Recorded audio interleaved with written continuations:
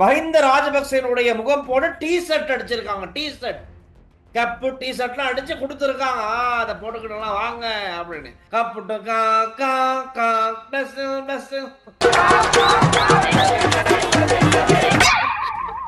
கைது உத்தரவா வந்துரும். இப்ப 2வது கைது இது. ஆனா நாமல் ராஜபக்சே இன்னைக்கு ஒரு கதை சொன்னார். வாய்ஸ் கட் கொடுக்கும்போது சொல்றாரு, இந்த அரசாங்கத்துல இருக்க ஒரு சிலர் என் பாப்பாவோட பாப்பான சொன்னா சித்தப்பா பெசல் ராஜபக்சேயோட பேச்சுக்கிட்டு தான் இருக்காங்க. அப்ப அவங்க எல்லாம் சொல்றாங்களோ தெரிய நாட்டுக்கு வராதிங்க அப்படின்னு சொல்றாங்களோ தெரியாது.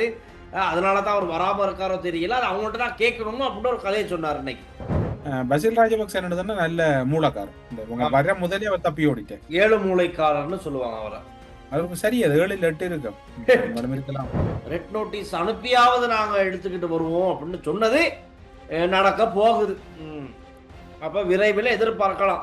ஏர்போர்ட்டுக்கு நான் போயிருவேன், வீடியோ பண்ண நான் போயிருவேன், நியூஸ் சேகரிக்க நான் போயிருவேன்.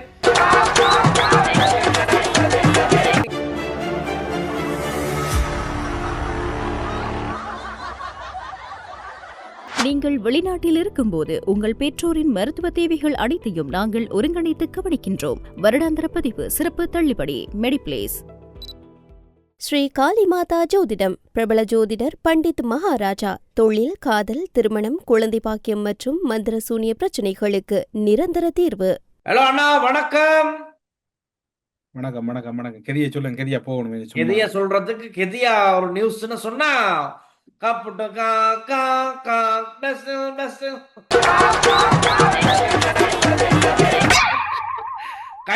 உத்தரவா வந்துரும். இப்ப 2வது கைது இது. என்னன்னா, ஒரு கேஸ் வந்து மாத்திர நீதிமன்றத்துல கப்புட்டு காக்காவை அரெஸ்ட் பண்ண சொல்லி சொல்லிட்டாங்க. முதலாவது இது வந்து இன்னைக்கு நீதிமன்றம், கொழும்பு கோட்டை நீதிமன்றத்துல இருந்து ஒரு உத்தரவு பிறப்பிக்கப்பட்டிருக்கு. 2014ஆம் ஆண்டு சுற்றுலா அமைச்சின் 7.8 மில்லியன் ரூபாய் நிதியை ஊவா மாகாண சபை தேர்தல் பிரச்சாரத்திற்காக பயன்படுத்திய விடயம் தொடர்பாக பெசல் ராஜபக்சேவை கைது செய்து நீதிமன்றத்தில் ஆஜர்படுத்த உத்தரவு. இவர் அந்த காசு அடிச்சு என்ன செஞ்சிருக்காங்கன்னு சொன்னா, முன்வைக்கப்பட்ட குற்றச்சாட்டு நான் சொல்றேன், நானா ஒண்ணு சொல்லல. மஹிந்த ராஜபக்சேனுடைய முகம் போட டி ஷர்ட் அடிச்சிருக்காங்க. டி ஷர்ட் கப்பு டி ஷர்ட்லாம் அடிச்சு கொடுத்துருக்காங்க. அதை போட்டுக்கிட்டலாம் வாங்க அப்படின்னு. அதுக்கு தான் கேஸ். இது 2வது உத்தரவு, கைது உத்தரவு 2, அங்கிட்ட 1. அப்ப இப்ப இவங்க சிஐடி சொன்னாங்களா, நாங்க வீட்டுக்கு போயிட்டு பார்த்தோம், அவங்க இல்லை அப்படின்னோன்னு உடனடியா குடிவரவு குடியாகல்வு திணைக்களத்துக்கு அறிவிச்சு என்ன செய்யணுமோ செய்யுங்க அப்படிங்கன்னு. அடுத்து வந்து ஜனாதிபதி சொன்னதுதான், அது அழகா நடக்க. ஜனாதிபதி சொன்னாரே மே 1ஆம் தேதி ரெட் நோட்டீஸ் அனுப்பியாவது நாங்க எடுத்துக்கிட்டு வருவோம் அப்படின்னு சொன்னது நடக்க போகுது. அப்ப விரைவில் எதிர்பார்க்கலாம். ஏர்போர்ட்டுக்கு நான் போயிருவேன், வீடியோ பண்ண நான் போயிருவேன், நியூஸ் சேகரிக்க நான் போயிருவேன். அவர் வரையில அவருக்கு இப்ப பெரலைஸ்ட் பக்கவாதம் சொல்லித்தான் அவர் சொல்லி இருக்கிறார். நான் நினைக்கிறேன் நியூஸ் கேட்டதுக்கு அப்புறம் மத்த பக்கம் போயிருச்சோ தெரியாது. அவர் வரமாட்டாருன்னு நினைக்கிறேன். ஆனா நாமல் ராஜபக்சே இன்னைக்கு ஒரு கதை சொன்னார். வாய்ஸ் கட் கொடுக்கும்போது சொல்றாரு, இந்த அரசாங்கத்துல இருக்க ஒரு சிலர் என் பாப்பாவோட பாப்பான சொன்னா சித்தப்பா பெசல் ராஜபக்சேயோட பேச்சுக்கிட்டு தான் இருக்காங்க. அப்ப அவங்க எல்லாம் சொல்றாங்களோ தெரிய நாட்டுக்கு வராதிங்க அப்படின்னு சொல்றாங்களோ தெரியாது. அதனால தான் அவர் வராம இருக்காரோ தெரியல. அது அவங்கள்ட்ட தான் கேட்கணும் அப்படின்னு ஒரு கதையை சொன்னார் இன்னைக்கு. இல்ல, இதெல்லாம் டெல்சான் நீதிமன்றத்தில் ஒரு வழக்கு போய் கொண்டிருக்குது. சரியா? நீதிமன்றத்தில் ஒரு வழக்கு போகுதுன்னு சொன்னால் அந்த நீதிமன்ற நடைமுறைகளை பின்பற்றவும். இப்ப நாமல் ராஜபக்சே இதை சொல்ற பாருங்க, உதயகம்பன்பில சொல்லுது என்ன குண்டு வெடிக்கும், இலங்கையில குண்டு வெடிக்கும். நாமல் ராஜபக்சே சொல்றார் ஒரு தேடப்படுற குற்றவாளி தொடர்பு இல்ல, அரசாங்கத்தில் இருக்கிறத தொடர்பு இருக்கு. இதுகளை எல்லாம் விசாரிக்கிறதுக்கு கேஸ் போடுறத விட பார்க்க சொன்னா அவங்க என்ன செய்யறாங்கன்னா இவங்களே கேஸ் போடுறாங்க. ஆமா, இப்ப போற கேஸ்ல அரவாசி கேஸ் வந்து நல்லாட்சியிற கேஸ், யாரோ போட்ட கேஸ் தான் இப்ப போய் கொண்டிருக்கு. அது மாதிரி இப்ப அனுரோகாக்களுக்கு இவங்க போடுற கேஸ் யாரு செய்ய போறதோ தெரியாது. அதுதான் அது சரி. இவங்க இவ்வளவு தைரியமா கருத்து சொல்றாங்க. சண்டை பாருங்க, இந்த தேரர் விவகாரத்துல நாமல் ராஜபக்சே வாயை திறக்கல. மஹிந்த ராஜபக்சே என்ன சொல்றாரு, மகாநாயக்கர் சொல்றதுகளை நீங்க கேட்டு நடக்கணும்ன்ற. நாமல் ராஜபக்சே சொல்லியிருந்தாரு. என்ன சொல்றாருன்னா, அவர் ரொம்ப இதா சொல்லல, நீதிமன்றத்துல இந்த வழக்கு விசாரணை போய்கிட்டு இருக்கனால நாங்க எதுவும் சொல்லக்கூடாது. ஆனா புத்த சாசனமும் ஒரு சிறுமி இந்த விவகாரத்துல இருக்கு, அதனால 2 தரப்பும் பாதிக்கப்படாம இந்த வழக்குகள் விசாரிக்கப்பட வேண்டும். இப்ப அவருடைய வழக்குகள் எல்லாம் அரசியல் ரீதியா விசாரிக்கப்படுதான். அப்படி இல்லாம இத வந்து சரியா நடுநிலையா விசாரிச்சு ஒரு முடிவுக்கு வாங்க அப்படிங்கிற மாதிரி பாதிக்கப்பட்ட சிறுமி என்ன பொம்மையா? பாவம் தான், என்ன செய்ய. Something wrong. அடுத்த டெல்சன் இப்ப பாத்தீங்கன்னா அந்த பாட விதான, அதாவது அந்த புதிய பாடத்திட்டத்துல அந்த ஒரு முறையற்ற அல்லது தகாத ஒரு இணைப்பு இணைக்கப்பட்டுன்னு சொல்லப்பட்டது. அதோட விசாரணை போனது. அந்த இணைப்புக்கு ஆறு காரணம் அதை கண்டுபிடிச்சாச்சா? இன்னும் இல்ல, அது ஒரு முடிவு வரவே இல்லையே. அப்ப வந்து 2.5 மில்லியன் அமெரிக்க டாலர் வராது, அப்படியே இல்லாம போயிரும். 6 லட்சம் அமெரிக்க டாலர் வராது, டிரான்சாக்சன், இல்லாம போயிரும். நிலக்கரி தொடர்பான மோசடி. பொறுத்திருந்து பார்ப்போம். விசாரணைகள் நடக்குது, முறைப்பாடு முன் வச்சுக்கிட்டு இருக்காங்க. இப்ப என்னன்னு சொல்லுங்க டெல்சான், இதுல எங்கேயோ ஒரு இடத்துல மிஸ்டேக் ஒன்று நடக்குது. அரசாங்கத்துல எங்கேயோ ஒரு சிஸ்டத்துல பிழை ஒன்று நடந்து கொண்டிருக்கு. அது அரசு அதிகாரிகளா அல்லது கடந்த அரசாங்க ஆட்சியில் இருந்தவர்களான்றதுல இப்ப இன்னும் ஒரு விடயம் இருக்குன்னா, இந்த அரசு முதன்மை செயலாளர் முக்கியஸ்தர்களா இப்ப இருக்கக்கூடிய பலர் வந்து கடந்த ஆட்சி காலத்திலேயும் செயலாளர்களா இருந்தவர். இந்த அரசு வந்து குயிக்கா சில விடயங்களை ரிகவர் பண்ணல என்றால் பெரிய விலை கொடுக்க போகுது. இன்றைக்கு பதவி விலகினவர் போக்குவரத்து அமைச்சர செயலாளர். இவர் யார்? கோட்டாபாய ராஜபக்ச காலத்துல நியமனம் பெற்றவர். ப்ரொஃபசர். அவர் இப்ப திரும்ப பல்கலைக்கழகம் இதுக்கு போறப்ப அவர் லாஸ்ட் இயர்னால அவர் போகணுமா, போக வேண்டிய காரணம்னால நான் போறேன் அப்படிங்கிறார். இல்ல அவங்க போறது வேற வச்சு மக்கள் என்ன யோசிக்கிறாங்க, இந்த கவர்மெண்ட் உள்ளுக்கு கொஞ்சம் பிரச்சனை போய்கிட்டு இருக்கு. இதுகளை எல்லாம் பார்க்கணும், பார்க்கலண்டா இது பெரும் சிதறலா தான் வரப்போகுது. ஆமா. அதோட நாங்க தொடர்ச்சியா 3-4 நாட்களாக கதைக்கப்பட்ட விவகாரம், தமிழ் மக்களுக்கு இழைக்கப்பட்டது இன அழிப்பில் அது பயங்கரவாதத்துக்கு எதிரான யுத்தம் என்று சொன்னவர் கத்தோலிக்க தேசிய ஊடகத்தினுடைய இயக்குநராக இருக்கக்கூடிய அவர் தந்தை யூட் நிஷாந்த். அவருடைய பதவி நிலையில ஏதோ அதிரடி மாற்றம் ஒன்று இடம்பெற்றிருக்கிறதாக உள்ளக தகவல்கள் தெரிவிக்குது. இன்னும் அது உத்தியோகபூர்வமான அறிவிப்புகள் வரவில்லை. பெரும்பாலும் அவருடைய பொறுப்பு, அதாவது வழங்கப்பட்டிருந்த பொறுப்பு வந்து நீக்கம் செய்யப்பட்டிருக்கிறதாக கூறப்படுது. ஆனால் அவருடைய தரப்ப ரைவண்ண முயற்சி செய்த நிலையில ஆர்கிட்ட இருந்தும் முறையான பதில் கிடைக்கல. ஆனால் அவரை அந்த பொறுப்புல இருந்து நீக்கிறதோட அதுல இன்னும் ஒரு தகவல் சொல்லப்படுது என்று சொன்னால், இந்த இன அழிப்பு தொடர்புல கார்டினலும் ஒரு விசித்திரமான ஒரு முடிவு எடுத்திருக்கிறார். இப்படி எல்லாம் நீங்க கதைக்க கூடாது, இப்படி கதைக்கிறது எல்லாம் பிழை, அவங்களோட பாதிப்புகளையும் நாங்க ரெஸ்பெக்ட் பண்ணணும். எந்த ஒரு அருட்தந்தை அல்ல எந்த ஒரு துறவிகளும் வந்து ஆயர் அனுமதி இல்லாமல் ஊடகங்களுக்கு முன்னுக்கு கதைக்க கூடாது, ஆயர் அனுமதியோடான இப்படியான சென்சிட்டிவான விஷயங்கள் கதைக்க வேணும் என்று கலந்துரையாடப்பட சொல்லப்படுது. நமக்கு சொல்லப்பட்டது, இனி என்னன்னு தெரியாது. நேற்று காலை உணவு இடம்பெற்ற பின்னர் தான் இந்த கலந்துரையாடல் இடம்பெற்றது. ஏன்னா பெரிய பேசு பொருளாக மாறியது இந்த விடயம். ஏன்னா தமிழ் பேசும் கத்தோலிக்க மக்கள் இருக்காங்க, கொழும்புல நிறைய பேர் இருக்காங்க. இப்ப நாங்கள்லாம் தமிழ் பேசும் கத்தோலிக்கர்கள். அப்போ நாங்க பார்த்துக்கிட்டு இருப்போம், நாங்க எதுன்னு டக்குன்னு பேசுவோம். பேசுறது தமிழ் பேசணும். எங்களை போன்ற மதங்களை பின்பற்றவர்களுக்காக நீங்க பேச வேணும். பேசிதான் போய்கிட்டு இருக்கு இப்ப. இல்ல எம்மதமும் சம்மதம் என்ற கொள்கையோட இருக்கக்கூடியவர்கள் எங்களை போன்றாக்களுக்கு உங்களை போன்றாக்கள்ன்ற அந்த ஒத்துழைப்பு தான் பெரிய பலமா இருக்குது. நீங்க தொடர்ந்து இப்படி பேச வேணும். உங்களோட திருச்சபையில் அடிக்கடி இப்படி மாற்றங்கள் நிகழ வேணும். நல்லது எதிர்பார்க்கிறோம். சரி சரி சரி, ஓகே ஓகே. மாற்றங்கள் நடக்கணும், நல்லது நடக்கட்டும். இனி பாப்போம். அது அப்டேட் சொல்றேன். புது நியமனம் இதுக்கு முன்னாடி டெல்சா நீங்க செக் பண்ணி பார்த்து நாளைக்கு கன்ஃபார்ம் பண்ணுங்க. ஆனா சார்ந்த ஃபாதரும் நல்ல ஃபாதர் தான். இந்த விஷயத்துல கொஞ்சம் என்ன நடந்துச்சுன்னு தெரியல. நான் அவர்கிட்ட கேட்டு பார்ப்போம், தனிப்பட்ட விஷயத்துல என்ன ஃபாதர் என்ன ஆச்சு அப்படின்னு. என்ன டீல்ஸ் நான் செய்யறது, கார்டினல் எழுதி தந்ததை வாசிச்சேன், கடைசா கார்டினலே பெல்ட்டி அடிச்சு விட்டார். இவங்க எங்க டீல்ஸா நம்புறது நம்ம. அவர் அந்த டக்குன்னு அப்படி ரியாக்ட் பண்ணிருக்க தேவையில்ல, ஓவர் ரியாக்ட் பண்ணிவிட்டு அதான் பேலன்ஸ் பண்ண போயிட்டு தான் அந்த பிரச்சனை வந்துச்சு. டக்குன்னு இதை வந்து வேணா சிங்கள மக்கள் அங்கிட்டு பேச தொடங்கிட்டாங்க, பெருசா பேசிக்கிட்டு இருக்காங்க. சிங்கள மக்கள் பேசினா, ஆனா அவருக்கு யூட் நிஷாந்த் ஃபாதருக்கு நன்றி சொல்லணும் என்றால் அவர் இப்படியான கருத்தால இந்த இன அழிப்பு தொடர்பா ஒரு பெரிய ஒரு கூர்மை தென்னிலங்கையில் அடைஞ்சிருக்கு. இப்ப பெரும் அங்கீகாரம் கிடைக்கப்பட்டிருக்கு. எனிவே எல்லார குரலும் பலமா இருக்கணும், எல்லார செயற்பாடுகளும் பலமா இருந்தா தான் இதுல ஒரு அடுத்த கட்டத்தை அடையலாம்ன்றது எல்லோருடைய எதிர்பார்ப்பா இருக்கு. இப்ப வெசாக் வருது, நாளைக்கு வெசாக். இப்ப கொழும்புல எல்லாம் இன்னைக்கு டான்ஸ் ஐஸ்கிரீம் நட்ஸ் எல்லாம் கொடுக்க ஸ்டார்ட் பண்ணிட்டாங்க. நம்ம நண்பர்கள்லாம் போயிருக்காங்க. நானும் ஒரு 2-3 வெசாக் கூடு வேற வீட்டுக்கு வாங்கிட்டு போறேன் இன்னைக்கு. சின்னவங்க இருக்கனால அப்படி போட்டு அழகுப்படுத்தணும் வெசாக்கு. எல்லாம் எல்லாம் எல்லாம் எல்லாம் சமனா இருப்போம், சந்தோஷமா இருக்கணும், நல்லிணக்கத்தோடு இருக்கணும். அத்தனை முக்கியம். இல்ல தமிழ் மக்கள் டெல்சான் அவங்களுக்கு கிடைக்கிற சந்தர்ப்பத்தில எல்லாம் அந்த நல்லிணக்கத்தை வெளிப்படுத்தினதுதான் கூட இருக்குது. ஆனா ஒரு சில எல்லாரும் இல்ல, ஒரு சில கடம்போக்கு சிங்களவர்கள் மத்தியில் அந்த மனமாற்றம்ன்றது இல்லாம தான் இருக்கு. அது ஒரு புரிந்து பெரும் கொள்ற துயரமான தன்மையே இல்ல. அது எப்படி இது எல்லாம் மிச்சம் லாங் டைம் போகும்னு சொன்னா இதுல பெரும் விளைவுகளை தான் சந்திக்க வேண்டி வரும். இது லேசில இந்த விடயத்தை கைவிடலன்னா இது பெரிய ஒரு ஆபத்துலாம் முடியும். பாருங்க, ஒரு நல்ல போட்டோ ஒண்ணு காணக்கூடியதாக இருந்துச்சுன்னா அதையும் சொல்லிடுவோம். ரைட்டா? மாத்தறை முஸ்லிம்கள் தேசிய வெசாக் பண்டிகைக்கு நல்வாழ்த்துக்களை தெரிவித்திருக்காங்க. அப்படின்னா மாத்தறையில் இருக்க பள்ளிவாசலுக்கு முன்னுக்கே ஒரு பெரிய பேனர் உண்டு. பெரிய பேனர், அது சிங்களத்தில் எழுதப்பட்டிருக்கு. திதாஸ் விசியாய ஜாத்திக்கு வெசாக் உற்சவை வேணுவேன் மாத்தர முஸ்லிம் ஜனதாதகன் சுபபெத்தும். மாத்தறை வாழ் முஸ்லிம்கள் சார்பாக வாழ்த்துக்கள் அப்படின்னு ஒரு நல்ல நல்லிணக்கம். ஒரு உங்களுக்கு ஞாபகம் இருக்கா? ஏதோ ஒரு வெசாக்குக்கு எனக்கு இப்ப அந்த குட் கவர்மெண்ட் அத நல்லாட்சி அரசு காலப்பகுதியிலேயே முஸ்லீம் தமிழ் ஆட்கள் எல்லாம் வந்து அந்த தன்சலைக்கு போய் அந்த என்ன சொல்ல தானம் கொடுத்து அப்படி இல்லாம அந்த பெண்கள் ஆண்கள் என்று எல்லாரும் போனது நடந்திருந்தது.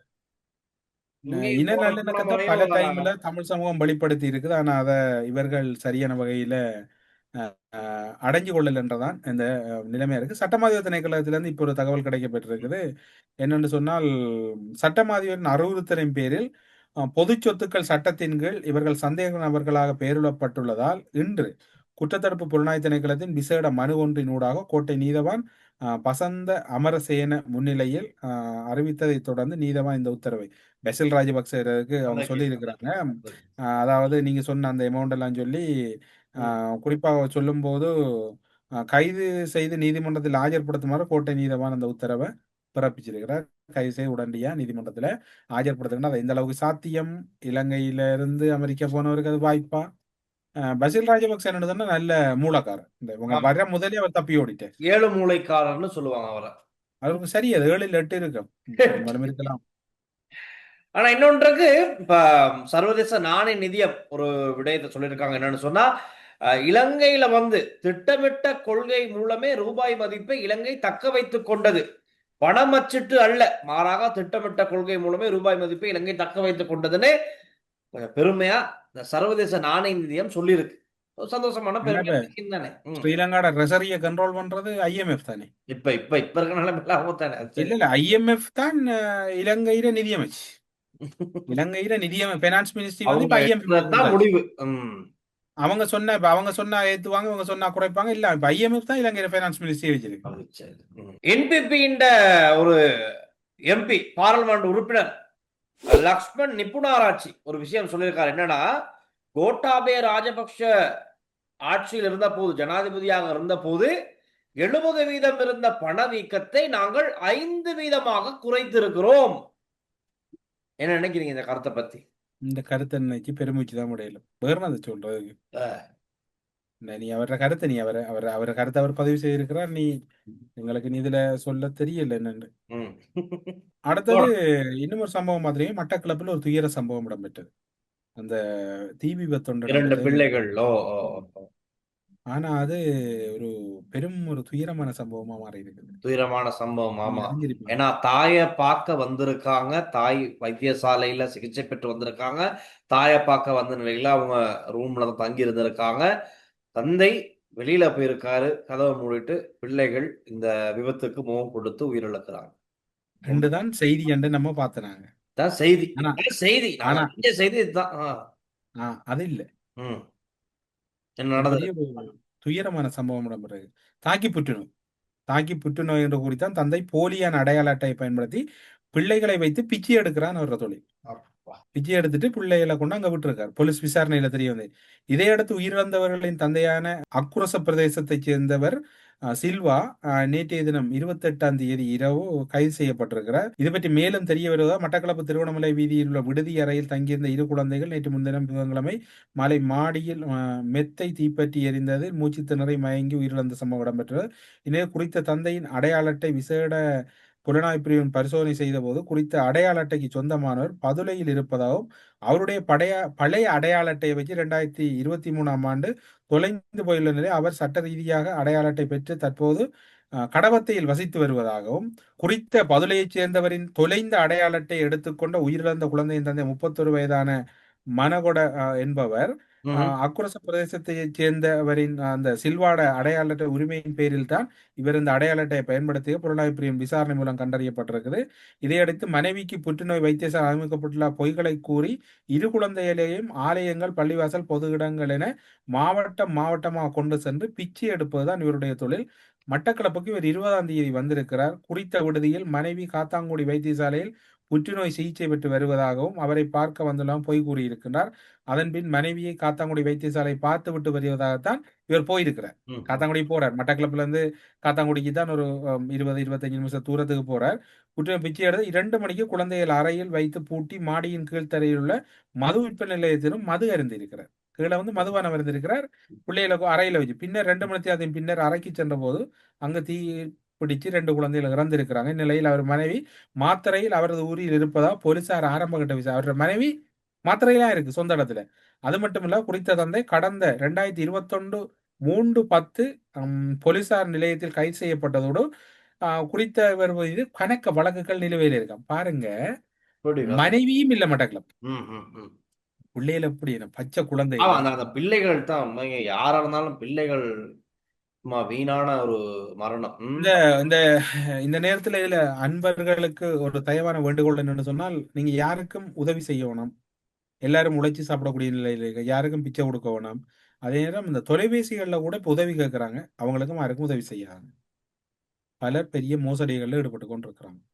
என்ன உண்மை தன்மைங்கிறது தெரியாம இருக்குன்னா, எதுக்காக அவங்க கேட்கிறாங்க, என்ன விஷயம் அப்படிங்கிறது தெரியாதனால ரொம்ப அவதானமா இருக்கு. இந்த நேரத்துல பெட்ரோல் சம்பந்தமா ஒரு செய்தியும் இருக்கு.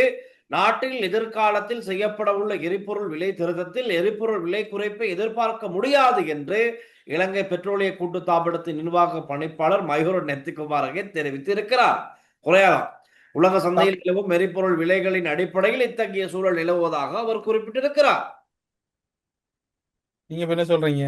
அது எங்கட பிரச்சனை இல்ல, அது வேர்ல்டு பிரச்சனை. ஆனா சர்வதேச சந்தையிலே ஓரளவு குறைஞ்சிருச்சு பெரல். குறைஞ்சிட்டு நான் என்ன சொன்னேன், அறிக்கையை வாய்ச்சி போட்டேன்னு சொன்னேன் 2 எபிசோடுக்கு முதல். அடுத்ததுல கூட்டுறது நிச்சயமா இருக்கும். நினைக்கிறேன் இப்ப இன்னைக்கு 29, 30, 31 கூட்டணும்.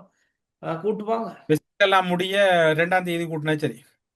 ஆமா, ஏன்னா நாங்க கொழும்புக்கு வெசாக் பார்க்க போகணும் மக்கள், கொழும்புல இருந்து வெளியிடங்களுக்கு போகணும் மக்கள். அதனால பெட்ரோலை இப்ப கூட்டாம 1ஆம் தேதி 2ஆம் தேதி மாதிரி பார்த்து செய்யுங்க. இன்னும் ஒரு விடயம் டேல்சான், அதாவது சந்திரசேனவின் மரணத்தில குழப்பம் இருக்கிறதாகவும் அது அரவிந்தர் சில்வா மனைவி மூலம் இடம்பெற்ற தொலைபேசி உரையாடல் எல்லாம் பேசப்படுது. கொஞ்சம் என்ன அதுக்குள்ள என்ன, நீங்க தான் அந்த ஆபரேஷனை வந்து இன்னைக்கு நியூஸ் இன்சைட்ல கொஞ்சம் விவரமா பேசியிருக்கேன். அப்படின்னா பெருசா ஒண்ணும் இல்லை. இன்னைக்கு வந்து சாட்சியாளர்கள் 2 முக்கியமாக ஜனாதிபதி சட்டத்தரணி ரியான்சி அவர்களும் அவருடைய உதவியாளர் 2 பேரும் தான் இன்னைக்கு சாட்சியம் வழங்கியிருக்கணும். ஆனா அவங்க வழங்கல. அதுக்கு என்ன காரணம் அப்படிங்கறது தெரிஞ்சுக்க நியூஸ் இன்சைட் தமிழ்ல பாருங்க. ஆனா இன்னும் மறுபடியும் சொல்லப்படுது, அவருக்கு அந்த நஞ்சு கலந்து இருக்கிறதா ஒரு தகவல் வருது. அது வெளியில பேசப்படுற ஒரு சொல்லப்படுற விஷயம், அவருடைய உடலில் நஞ்சு கலந்திருப்பதாக சொல்லப்படுது. அது சம்பந்தமான விசாரணைகள் நடக்கிறதுனால நாங்க பார்ப்போம். நீதிமன்றத்துல எது இறுதியா சொல்லப்படுதோ அதை வைத்து நாங்க ஒரு முடிவுக்கு வரக்கூடியதா இருக்கும். மட்டக்களப்புல ஒரு வீடியோ ஒன்று உலாவி கொண்டிருக்குது. அதுல பாத்தீங்கன்னா ஆலய நிகழ்வுல மட்டக்களப்பு எரிவில் பகுதியில் உள்ள ஆலயம் ஒன்றில் சினிமா பாடல்களை போட்டு குதூகலித்த இளைஞர்களின் அவமானம் என்ற ஒரு முகநூல் பதிவு ஒன்று இடப்பட்டிருக்கு. காணொலியை பார்க்கும்போது எரிவில் பகுதியில் நடந்துள்ளது என்று மட்டும் தெரிகிறது. ஆனால் ஆலயத்தில் நடந்ததா என்று உறுதியாக கூற முடியாது. இது வந்து ஆலயத்தில் என்று சொல்லப்படுது. எனக்கண்டா தெரியல, ஆலயத்தில் இந்த அளவுக்கு அனுமதிப்பாங்களான்னு தெரியல. அந்த காணொலி மேல இருவில் இருக்கு அந்த ஆலய முகநூல் பதிவுலாம் போட்டிருக்குது. ஆனா அத முழுமையா இப்ப ஆலயம் கடைசி வரையும் அனுமதிக்க கடுமையான கட்டுப்பாடுகள் அதுல ஒரு சொல்லப்படுது, ஒரு கமெண்ட் இருக்கு, ஆலயத்திற்குள் நடக்கவில்லை, வீதியில் நடக்கிறது, இது வேற ஏதாவது நிகழ்வாக கூட இருக்கலாம் அப்படின்னு ஒருத்தர் சொல்லியிருக்காரு. இன்னொருத்தர் சொல்றாங்க, ஆலயத்துக்கு வெளியே என்று ஆலய நிர்வாகம் தப்பிக்க முடியாது, அவ்வாறாயும் சமூக நலனில் உங்களுக்கு அக்கறை இல்லையா? நிதி வசூலிப்பது மட்டும்தான் தங்கள் கடமையா? திருந்துங்கள் நிர்வாகிகளே, தொன்மையான சமய மரபுகளை கேவலப்படுத்தி ஆட்டம் போடும் வேர்டு பாவிச்சிருக்காங்க. அந்த கூட்டம் எப்போது திருந்தும் அப்படின்னு அவர் கேட்டிருக்காரு. ஆனா உண்மையில அந்த ஊர்ல எனக்கு தெரியும் அந்த அந்த இடங்கள் கூடுதலா பார்க்கக்குள்ள அந்த இடங்கள்ல இருக்கக்கூடிய இப்ப வடகிழக்குல அதிக அளவான இடங்கள்ல வந்து கடுமையான கட்டுப்பாடுகள் இப்ப ஆலயங்கள்ல மச்சம் சாப்பிட இல்லாது பாட்டுகள் அப்படின்னு கடுமையான அது இது அங்க நடந்தா இல்ல அதோட தொடர்புபடுத்துறாங்களா தெரியல. சரி 488 சிறுவர்கள் பிக்குகளால் சீரழிக்கப்பட்டுள்ளதாக புத்தளத்தில் இடம்பெற்ற ஒரு போராட்டத்துல ஜிவைரியா முஹைதீன் ஒரு அதிர்ச்சி தகவலை வெளியிட்டிருக்கிறா. சிறுவர் பாதுகாப்பு அதிகார சபையில 2018 இருந்து 2022 வரையும் 488 சிறுவர் தேரோக்கள் மூலமாக பாதிக்கப்பட்ட அல்லது பாலியல் ரீதியான சேட்டையில் ஈடுபட்ட 488 பிள்ளைகளுக்கு எதிரான கேஸ் இதுவரையும் பதிவு செய்யப்பட்டிருக்கு. அவ ஒரு புத்தளத்தில் இடம்பெற்ற ஒரு போராட்டத்துல இப்ப என்ன சொல்லுங்க டேல்சான், இதுல ஒன்றை பார்க்கணும், பொய் சொல்ல மாட்டாங்க. உங்களுக்கு ஞாபகம் இருக்கும் ஒரு பிக்குவரால் ஒரு அறையில மாட்டப்பட்டது, ஞாபகம் இருக்கு? 2 பெண்களோட மாட்டப்பட்டது. ஆதங்கத்தை வெளிப்படுத்துறா நீ இதை இவங்களை சாத்து விட்டாங்க. ஆனா நாங்க அந்த பேசிக்கிட்டு இருக்கிற நேரத்துல இப்பதான் நான் வீடியோ பாத்துக்கிறேன், இப்ப லைவ் போட்டுக்கிட்டு இருக்காங்க. ஜனாதிபதி செயலகத்துக்கு முன்பாக பாலியல் துஷ்பிரயோகத்துக்கு உட்படுத்தப்பட்டதாக சொல்லப்படுற அந்த 14 வயது சிறுமி, அது 11 வயதில் நடந்த சம்பவம், 14 வயது சிறுமிக்கு ஆதரவாகவும் அந்த தேரருக்கு எதிராகவும் மட்டபஸ்தான தலைமை தேரர் அவருக்கு எதிர்ப்பு தெரிவித்தும் ஜனாதிபதி செயலகத்துக்கு முன்பாக இப்போ ஒரு ஆர்ப்பாட்டம் நடந்துகிட்டு இருக்கு. இப்ப டெல்சன் இதுல என்னன்னு சொன்னால் இதுல ஒரு சுருக்கமான விடயம் தான். இவங்கள் கூடுதலா வந்து இப்ப பாத்தீங்கன்னு சொன்னால் இந்த இப்படியான விடயங்களை வந்து இப்ப பெண்கள் இப்படி சொல்றாங்கன்னு சொன்னா அபாண்டமான குற்றச்சாட்டா இருக்காது, பொய்யாவும் இருக்காதுன்னா அவங்களோட பாதிப்புகளை தான் இதுல வெளிப்படுத்துறதுக்கு அதிக வாய்ப்பு இருக்குன்னு சொல்லப்படுது. ஆமா, அதான் நிலவரம்னா அப்ப இன்னைக்கு அப்டேட்டுகள் டெல்சன். அப்ப இன்றைக்கு இவ்வளவுதான். என்னடா இப்ப கூடுதலா வந்து பெசாக் நடக்கிறதால பல சம்பவங்கள் இல்லாம இருக்குது. ஆனா எது இருந்தாலும் இந்த தேரர் விவகாரத்துல நீதிமன்ற விவகாரங்கள்ல புதிய நீதிமன்றம் அமைக்கிறதுல மக்கள் மத்தியில கடும் அதிர்வலை ஏற்படுத்தியிருக்கு. பொறுத்திருந்து பார்ப்போம் என்ன நடம்புறது என்று. நல்லது நடக்கணும் என்று எதிர்பார்ப்போம். பஸ்ஸில பிடிச்சால் கட்டித்தனம், ஆனா பிடிக்கிறதுன்றது சாத்தியப்பட மாட்டதையும் பொறுத்திருந்து பார்ப்போம். பிடிச்சு தூக்கிட்டு வர வேண்டியது விசாரணை அதிகாரிகள் கையில தான் இருக்கு, பாப்போம் என்ன செய்யறாங்கன்னு. ஓகே டெல்சன். அப்ப இதெல்லாம் பெசாக் எல்லாம் போய் தன்சலை எல்லாம் முடிவா பாத்துட்டு வாங்க. தன்சல் சாப்பிடுவோம், அதே மாதிரி வெசாக் குழு கட்டுவோம். ரைட், பாய்.